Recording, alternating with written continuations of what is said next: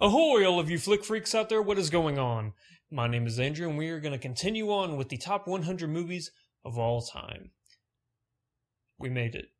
We are here, ladies and gentlemen. The number one greatest movie of all time. Before I reveal what it is, I would first like to say thank you to all the people who have watched every single one of these videos. I do this for you.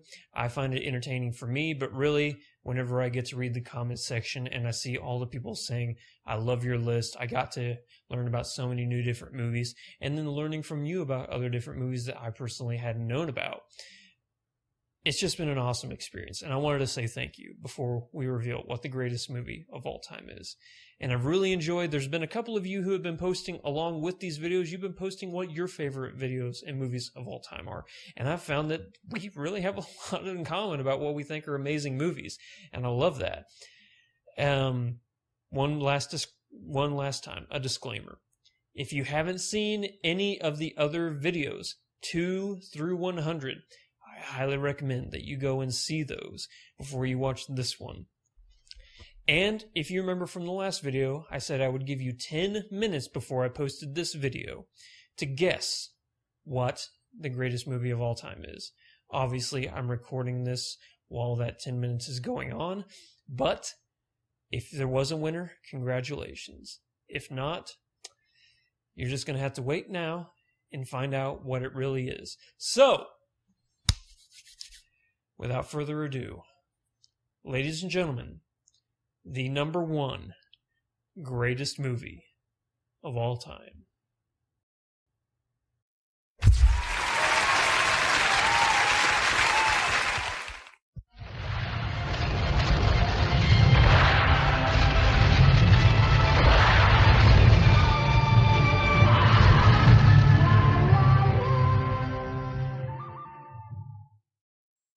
That is right, ladies and gentlemen. The greatest movie of all time is Sergio Leone's The Good, the Bad, and the Ugly, starring Eli Wallach, Lee Van Cleef, and the iconic, legendary hero of my childhood, Clint Eastwood.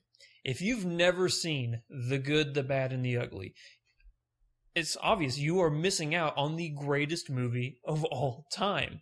The movie follows 3 different people. The Good, played by Clint Eastwood. The Bad, played by Lee Van Cleef. And the Ugly, played by Eli Wallach. Each of them has a secret that will lead them to a buried coffin. Inside that coffin is not a body, but gold. Each of them has their own secret as to where the coffin is, but they don't know exactly. So until they combine all of their facts together, they will never know the true secret. The only catch is each of them wants to kill each other, but they can't, because their hatred of each other is only outdone by the greed they have for gold. And it's great because this is the first time I can remember in a film where the good guy, played by Clint Eastwood, is really an anti-hero. He's not that great of a guy. He is a true asshole. But compared to the other two, yeah, he's the best one. And this is the final film in the installment of the Man with No Name trilogy. Because across all these movies, Clint Eastwood's character is unnamed. He only has a nickname. And in this film, his nickname is Blondie. He doesn't have a real name. Eli Wallach's performance as Tuco is outstanding. One of the best performances I can ever remember seeing in my life.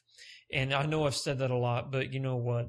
This is like the iconic from an old classic movie where you see a lot of characters just overacting to try and project, because that's what they did back in the day. His was actually, it was boisterous and, loud, but it was still within the realms of reality. And it was one of the first characters I remember saying, like, you know what? I could definitely see that person existing in real life. A lot of those old 1960s, 70s, 50s films even, they have that. They're just going for the atypical character, and you would never meet any of those people in real life. But Eli Wallach's performance, that was the first one. Like, you know what? I could see that asshole roaming the streets. And the film is scored by Ennio Morricone. He did the iconic the ah wah wah wah that is infamous from this movie. He also did, if you're a fan of the band, I think it's Metallica. Again, I don't listen to music, but Metallica, they have a song called Ecstasy of Gold that they play before every single one of their shows. That song is actually taken from this movie, Ecstasy of Gold, whenever they're all searching for the buried coffin. So the film takes place, obviously, it's a Western, as you can tell from the portrait right there, but it actually is during the Civil War. So there are several points in the movie where the film is taking place as the Civil War is going on in the background. And there's actually an amazing quote from this movie where Clint Eastwood and Eli Wallach's character are looking over this canyon where beneath them the Union and the Confederate soldiers are battling it out with each other. And Clint Eastwood says one of the most iconic lines from that movie where he says, "Never in my life have I seen so many men wasted so badly."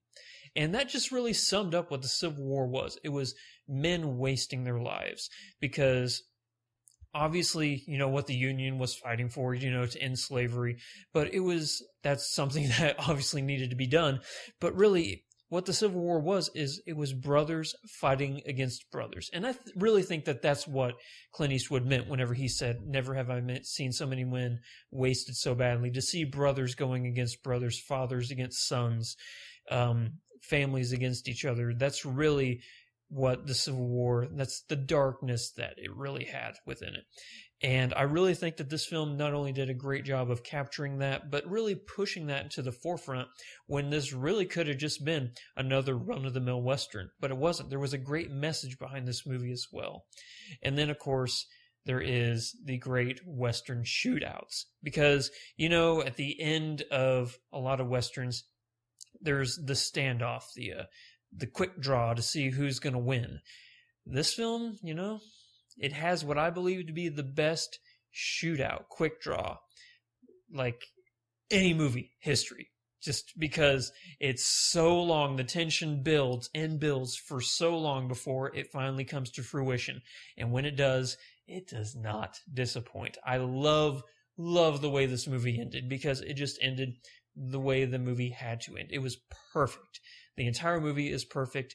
And if you've never seen this movie, either because you're young enough to where you haven't heard of this movie, or if you're old enough and it's just you're not a Western person, I do believe firmly until the day I die, this is the greatest movie of all time. Thank you so much for not only watching this video, but all the videos that came before it. It has been a pleasure and an honor to present all of these to you. And I gotta tell you, it feels like a weight has been lifted off my shoulders. It has been so fun to do this list. And looking back on this list, there are times when I think, what? Maybe this movie could have been pushed up. Maybe this one should have made the list. Maybe this one, if I really think about it, could have been further down the list, or, even, closer to the 100s or something like that. But you know what? I'm very, very happy with the way this list turned out. And I'm so glad that everybody participated and you let me know what your top films of all time were. You know what? I really don't know what's next. Thank you so much for watching this video with me. If you wouldn't mind, hit that subscribe button right there. Click on the icon up there. Check out everything that's in the cards. We have a Patreon campaign. Every dollar in that campaign gets donated right back into this channel. We're trying to reach 10,000 subscribers by the end of the year. I always like to end this video by saying Godspeed to 10,000 subscribers. But you know what? For this video, I'd like to say just thank you. And it's weird because I've done these videos so long, the top 100 movies of all time, that I really don't know what to do next.